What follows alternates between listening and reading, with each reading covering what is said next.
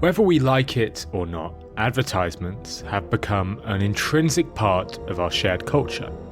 As James Twitchell shares in his book, 20 Ads That Shook the World, adverts are arguably a core part of the common culture that all of us share. He gives an example to try and prove his point. See, back in 1987, an English professor named E.D. Hirsch published a book called Cultural Literacy: What Every American Needs to Know. The book aimed to document every element of American culture, and the book was very controversial. It focused mainly on the culture shared by white men, not minority groups. But regardless, the author still diligently tried to document everything important in US culture. I'm going to read out some of the elements of US culture that he shared, and I want you to have a think about how much you'd be able to talk about these elements. Do you recall them? Do you know what they are? Would you be able to talk about them confidently? All right, here's a list. Auschwitz, Neville Chamberlain, federalism, Indira Gandhi, D.W. Griffith, Hoover Dam, Herman Melville, National Guard, Battle of Stalingrad, Richard Wright. The list goes on. The chances are you'll know some of these, but I doubt even Americans listening will know them all. But now listen to this list. It's a list of advertising slogans and advertising entities. Listen carefully and think about how many of these you can recall. Just Do It, Colonel Sanders, Finger Looking Good, Love It or Hate It, 57 Varieties, Because I'm Worth It, The Best a Man Can Get, Tony the Tiger, Jolly Green Giant, Betty Crocker, I'm Loving It, We Try Harder, 1000 Songs in Your Pocket, Snap, Crackle, Pop. Let's face it, we recall much, much more in that second list. Our shared culture isn't really built on influential leaders, military battles, political concepts, and remarkable monuments. It's based, at least partly, on adverts. And this should come as no surprise. We are bombarded with advertisements all the time. Some predict that we see between 5,000 to 50,000 ads a day. Watch an hour of TV in the States and you'll see 14 minutes worth of ads. It's 7 minutes in the UK, thankfully. The same happens when you listen to the radio or load up YouTube, scroll through Facebook or flick through Twitter. Because of this, advertisements appear to be part of our common culture, something all of us, from young to old, seem to know. We may not know what planets are in our solar system, but we know what goes in a Big Mac. We can't tell if a symphony is by Beethoven or Mozart, but we can taste the difference between Coke and Pepsi. Of course, this isn't the case for everyone, but it is the case for most of us, and it's happening almost without us knowing. We've stumbled into a world that is dominated by advertising, and we're only beginning to understand the effect that has on our world. Today, I want to share 5 examples of advertisements that have literally shaped the world we live in today. Some have changed our morning routines, others have changed our Christmas celebrations, some have determined the leaders we pick, and others have determined who we find attractive. The goal of this podcast isn't to scare you about the perils of modern-day capitalism, but instead, I want to document how historical ads have shaped our culture today. All the ads I'll share today are at least 50 years old, and this is on purpose. We don't know the effects today's ads will have on our future culture, but if history is anything to go by, they will change that culture. Because the 5 ads I'll share have literally changed the world. In the early 1900s, only 7% of American households brushed their teeth or at least had toothpaste in their house. During World War I, most of the army recruits had such poor oral hygiene that the military considered dental disease a national crisis. That's when the creator of a minty toothpaste, Pepsodent, approached an advertising man called Claude Hopkins to launch this toothpaste product. Only after receiving a 6-month option on a block of stocks did Hopkins agreed to proceed. Thus, out of the need to actually sell the product he was advertising, Hopkins came up with an ad that created a brand new habit of brushing teeth daily throughout the USA and the rest of the world. It was at this time and after this ad that people started to brush their teeth. But who is Claude Hopkins and what did he know about advertising? Well, Claude Hopkins was one of the first ad men who truly understood what many of us still struggle to understand today. Good marketing, good advertising, involves tying the value that the customer will get with the thing, the product that you're selling. Here's how it works. When Hopkins was selling Bissell Carpet Sweeper, He never discussed how well it worked, but instead the colourful wooden finishes and the fact that it would make a nifty Christmas present. In fact, he called it the Queen of Christmas presents. When selling Swift & Company's lard, he never talked about the qualities of this lard, but about the restaurants that used the product. When selling Schiltz beer, he never cited the brew, only that the bottles were washed with live steam. When advertising Van Camp's pork and beans, he stressed that the beans were baked for hours at 245 degrees. He was the first to say that Goodyear tyres were for all weather. He said the palm olive soap was a beauty bar used by Cleopatra. And most famously, when working with Quaker Oats, he changed the name of wheat berries to puffed wheat and sold it, along with puffed rice, as foods amazingly shot from guns. Grains puffed to 8 times their normal size and 125 million steam explosions caused in every kernel. James Twitchell states in his book that in each case you can see how Hopkins is constantly showcasing the value the product provides. He never compares his product with a competitor. He never mentions price. He never talks about customer quotes or use cases. But his methods change the behaviour of millions, most notably with Pespodent toothpaste. 10 years after his first campaign launch with Pespodent, more than 65% of Americans had developed a daily habit of brushing their teeth. By the 1950s, Pespodent was sold throughout the world, and for more than 30 years it remained a top-selling American toothpaste, earning billions of dollars. By the end of World War II, the American military downgraded their concern for oral hygiene because so many recruits had established a daily brushing routine. Which begs the question, what did Claude Hopkins do in his ad? Well, he didn't talk about the product, he didn't talk about the benefits, he didn't mention the price. According to his autobiography, he read through as many scientific journals on toothpaste that he could find, and he said they were dry as dust. But in the middle of one volume, he found an idea that helped him make millions from the toothpaste. The idea was the dingy film that appears on your teeth. See, naturally, teeth develop a film, a coating that covers your teeth. Rub your tongue along your teeth and you can feel it, all of us can. So Hopkins chose this as his enemy. In his ads, he focused on how millions of germs are breeding in that film. He then linked the dingy film back to the product, suggesting that Pespodent will remove the viscous coating and make you more hygienic, healthier, and more attractive. In the famous ad, Hopkins wrote that the film is the viscous coat that you feel. It clings to your teeth, enters crevices, and stays. When left, it forms the basis of tartar, and teeth will look discoloured. Now, this isn't based on hard science, but it is based on hard psychology. When prompting people to notice something and associate it with a negative element, we'll want to take action. Then Hopkins reveals the solution. He wrote, Pespodent curdles the film and removes it without harmful scouring. Note how clean the teeth will feel after using. Mark the absence of the viscous film. See how teeth whiten as the film coat disappears.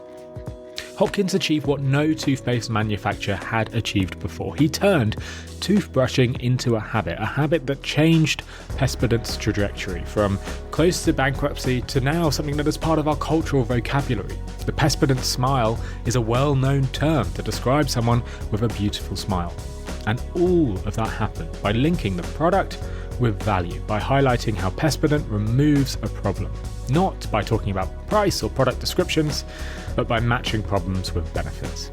It's a 100-year-old lesson that many marketers today would do well to remember. What's so impressive about Hopkins' ad is that he created a problem that people didn't know they had. Folks in the 1800s didn't ever think about the film on their teeth, but today we're obsessed with it. We regularly rub our tongue along our teeth and think they need a clean. In a sense, advertising created the need to brush our teeth. But that's not all. Ads also developed the basic concept of bad breath. That's right, up until the 1920s, there really was no such thing as bad breath. Now, I don't mean that bad breath literally didn't exist.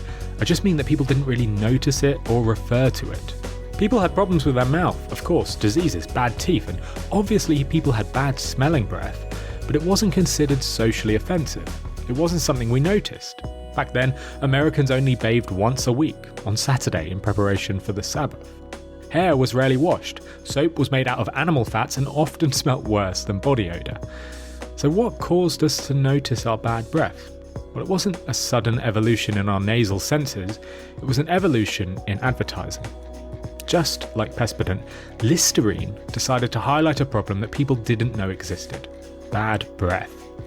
Listerine put all their eggs in one basket, deciding not to advertise their product, but instead to advertise bad breath, to sell the idea that smelly breath was bad.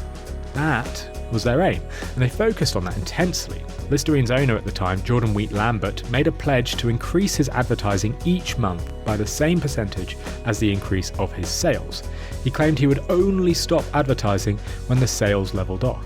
For as long as he owned the company, they never did, and he kept on increasing advertising. From 1922 to 1929, earnings rose from around $100,000 to more than $8 million. By the time of the stock market crash, Listerine was one of the largest buyers in the magazine and newspaper space, spending more than $5 million on ads, almost the exact amount they made in profits, and far more than any other player in the field. And over all that time, the product's price, package and formula did not change. All that changed was the advertising. Listerine found that advertising bad breath was essentially 4 times more effective than advertising Listerine as a brand. Look at old ads for Listerine and you'll see that they are selling this problem, not the product. Ads tend to show young women unhappy due to their bad breath. Headlines read, "Often a bridesmaid but never a bride," and referred to the fact that her bad breath meant she could never find a man. Other ads referred to the man having bad breath and saying, "I could be happy with him in spite of that." The problem Listerine marketed was bad breath, or halitosis as it was medically referred to. The ads would sometimes be blunt and read, "Halitosis makes you unpopular." They'd go on to read, "Bad breath is inexcusable, but it can be instantly remedied." These ads literally changed the world. They invented a problem that we did not know existed: bad breath. And by inventing this problem, they changed behaviour in a way that they never could have done with traditional forms of advertising. If you want to create a seminal change in human behaviour, you're best off changing how people perceive a problem rather than changing how they view your product. Toyota Prius isn't an electric car, it's a chance to save the world from climate change. SpaceX isn't a satellite firm, it's our only hope to continue human civilization after the destruction of the Earth. And Listerine, it isn't a mouthwash, it's a solution to your loneliness and impending life as a bachelor or bachelorette. We're used to ads that highlight problems today, but back in the 1920s, it was a brand new concept and it genuinely changed how people perceived the world. These first 2 ads developed a new problem, something we didn't think existed before. But the next ad did something a little different. Rather than building a problem, it tweaked our perception of an event and drastically changed how much we spend on that event. The company is De Beers, and the product is diamond engagement rings. Today, we happily spend thousands of pounds, a huge amount of our yearly income, on a diamond engagement ring. It is a necessary aspect of one of the most well-known rituals us humans follow. It is a core part of our cultural identity. "Show us the ring" is what people cry after an engagement. This is a story of how a product, a diamond ring, became such a core part of this ritual. If we head back 70 years, we'll see that De Beers and other diamond ring suppliers didn't have the gleeful success we see today. No, instead they were facing every manufacturer's worst nightmare: increasing supply and decreasing demand. Diamonds were becoming widely available with efficient mining, better diamond identification, plus faster extraction and transportation.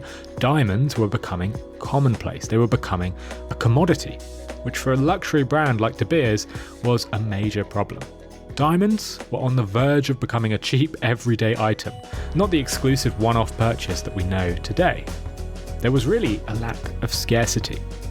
So, to change our perception, De Beers, like Listerine and Pespodent, turned to adverts. Before starting to advertise, they conducted one of the most thorough market research studies ever done. Here's what they gleaned from carefully interviewing 2,073 married women, 2,042 married men, plus 480 college men and 502 college women. They asked all about the wedding ritual and how they viewed engagement. Turns out this generation of people simply did not associate diamond engagement rings with a wedding, an engagement, or even with romantic love. The other problem they identified was that young men were confused about how much to pay and how big a diamond they had to buy in order to satisfy their bride-to-be. The problem was clear. people didn't believe that diamond rings were necessary for engagement, and even if they did, they had no idea how much they would spend. And because of this, at the time, only 10% of engagement rings bought were diamond. All of this changed after one infamous De Beers ad. The ad asked readers to consider, how can you make 2 months' salary last forever? Beneath that text, a stunning De Beers diamond engagement ring was pictured. "A diamond is forever," the slogan read. The simple ad solved both problems. One, it linked a product with a lifelong commitment that marriage represents, more so than any other product had been linked with a lifelong commitment before. It suggested that to start a lifelong commitment, it made sense to buy a lifelong product, and as the ad says, a diamond is forever. But the ad goes even further, using arguably the best use of anchoring that we've ever seen in advertising history. The ad states that just 2 months' salary can make a marriage last forever. It provides a clear anchor that suggests what the buyer should spend. Of course, 2 months' salary was much, much more than what wedding partners were spending at the time. But the ad provided an anchor that changed perception. It lifted people's expectations and set a new cultural norm. To show how arbitrary this anchor is, we just have to look at how De Beers tweaked the ad for different cultures. In America, the buyer is told to fess up 2 months' salary, while in Japan, buyers are told to devote 4 months' earnings to purchase the ring.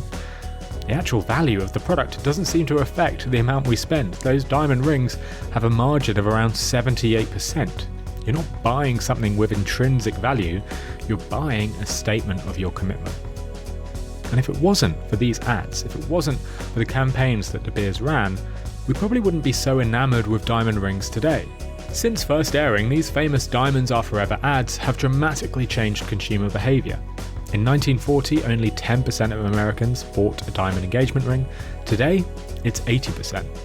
In Japan, where that anchor is set higher, as I mentioned, the number of people buying a diamond ring has gone from 5% to 77% in just 30 years. And De Beers are repeating the trick in China, with diamond engagement rings going from 1% of those bought to 31% in just 16 years.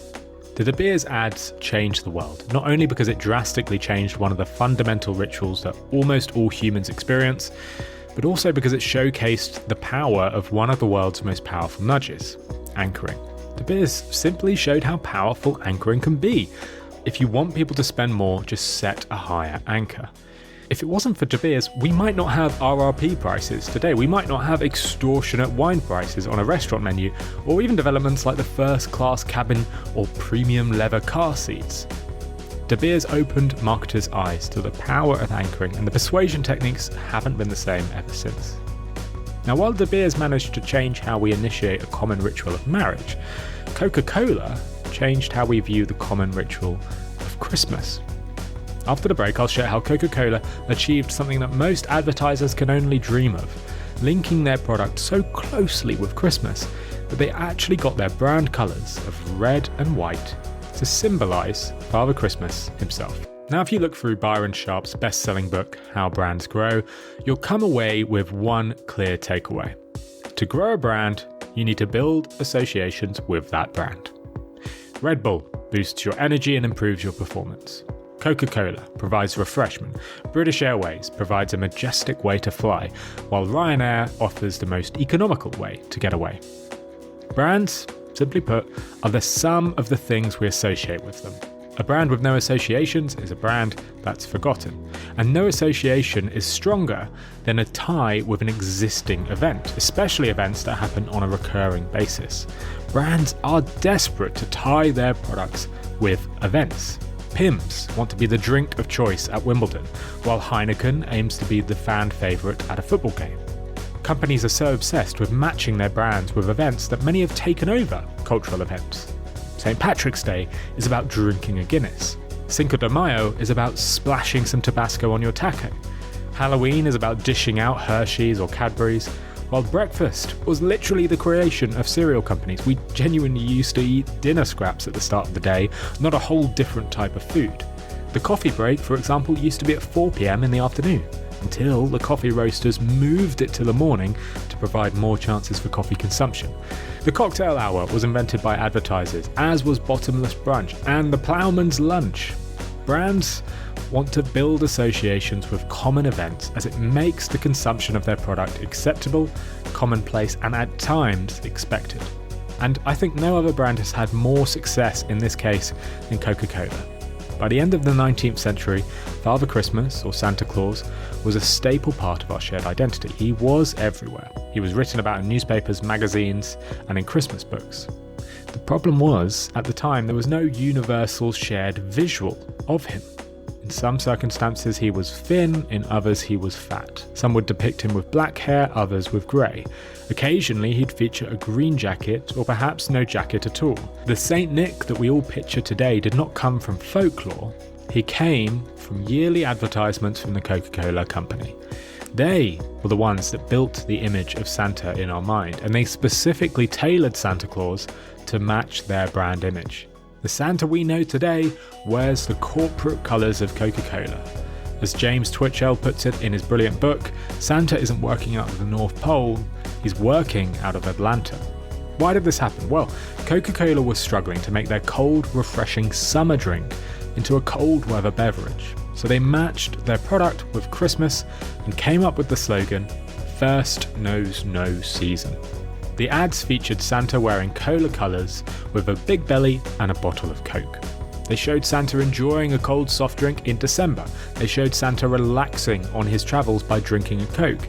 They even showed children leaving Father Christmas a Coca-Cola rather than milk beneath the fireplace, and attempted to build the notion that kids received presents in return for the Coke. Slowly and steadily, Coca-Cola's Santa started to own Christmas. From the late 1930s to the mid-1950s, the Coca-Cola brand became the brand that was associated with Christmas. Eventually, other brands saw the benefits and started to get in on the act, diluting some of the hold Cola had. We don't leave Coca-Cola under the tree today, but kids do still dream about the Cola-branded Santa. Now, so far, we've seen how ads change our cultural rituals, vastly affect the amount we spend, and drastically change our routines. But for the final ad, I wanted to share an example of an advertisement that changed our future, an ad so effective that it influenced who Americans elected, and ultimately the wars Americans fought in. The ad, which aired in 1964, encouraged people to vote for President Johnson on November 3rd. Now, in general, there are three kinds of political ads. Positive ads, which show your candidate's benefits, comparative ads, which compare the candidates against each other, and negative ads, ads that purely throw mud on your competitor. It's often been said that he who slings dirt loses the most ground. And this was often the case with political ads before the 1960s. Throwing your opponent under the bus just wasn't the done thing, and voters weren't convinced by it. That was until the 1964 election between Lyndon Johnson and Barry Goldwater. While Johnson was leading in the polls in the run-up to the election, there was concern in his camp. The tide was starting to turn, and his opponent, Goldwater, was gaining popularity in the polls. That was until Johnson produced arguably the greatest political ad of all time. It was a negative ad, an ad that attacked his opponent Barry Goldwater, but without ever mentioning Goldwater by name. In a television documentary called The Classics of Political Advertising, Senator Eugene McCarthy called it the most effective media campaign in American history. In part because the viewer does all the nasty work of associating the negative with Johnson's competitor. The ad features a young girl in a field counting petals on a flower. 1, 2, 3, 4, 5. The ad slowly zooms in on her face, zooming in to the pupil of her eye, and then a voiceover takes over. 10, 9, 8, 7, 6, 5, 4, 3, 2, 1, 0. These are the stakes. To make a world in which all of God's children can live, or to go into the dark. We must either love each other or we must die. Vote for President Johnson on November 3rd. The stakes are too high for you to stay home. The ad leveraged our negativity bias and loss aversion, these psychological principles that show how we are attracted towards negative events and how we fear losses more than equivalent gains. But the ad goes even further because it also avoids psychological reactance. See, reactance is something all of us feel when we're told to do something or told to think something. If children are told not to play with a toy, they'll only want to play with it more. If adults are told not to work from home, they suddenly don't want to lose that benefit. Now, most negative political ads fail because they're too black and white. They tell people what to think, that the opponent is an idiot or a bad leader or even a communist. But this won't work with most voters. In a two-party system, the voters of the opponent party aren't convinced by attacks. Reactance will kick in. However, Lyndon Johnson's ad circumvented reactance by not mentioning Goldwater directly. Instead, the ad showcased what the world could look like unless you took action. White font on a black screen asks viewers to vote for President Johnson on November 3rd, as the voiceover declares, the stakes are too high for you to stay at home. The ad was an unparalleled success, propelling Johnson to this incredible election day result. With 61.1% of the popular vote, Johnson won the largest share of the popular vote of any candidate since the largely uncontested 1820 election, so the best result in over 100 years. And it changed the way elections worked. In the following 1968 presidential election, candidate Richard Nixon was waiting to appear on the Mike Douglas show.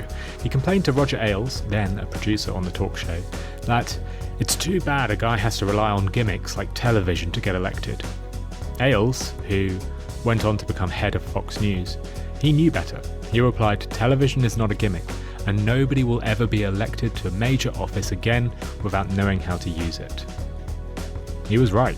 TV ads have become a staple of every major election since. Without them, you simply have no chance of winning.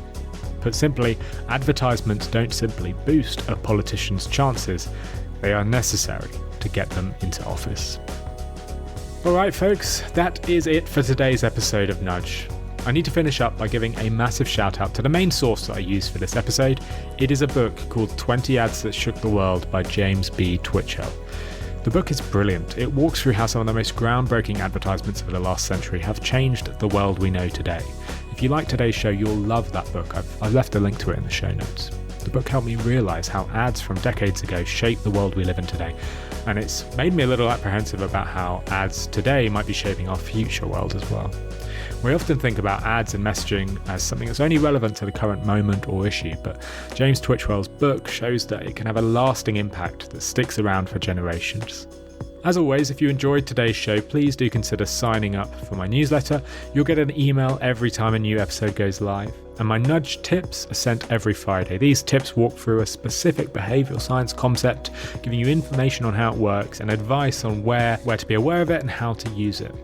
Join 1,500 other people on the newsletter by going to nudgepodcast.com and clicking newsletter in the menu.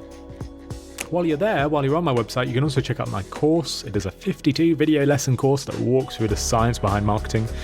If you work in marketing and want to apply behaviour science to your role, then that course might be for you. As always, I'd love your feedback. Let me know what you think of today's show or the show in general. You'll find me on Twitter. I'm P_Agnew. That's P_AGNEW. That's me on Twitter. And I'm on LinkedIn. I'm Phil Agnew on there. If you like today's show, please do subscribe wherever you listen. Please do drop us a review. That really helps the show grow. Alright, thank you for listening, folks. I'll be back next week with another episode of Nudge. Cheers.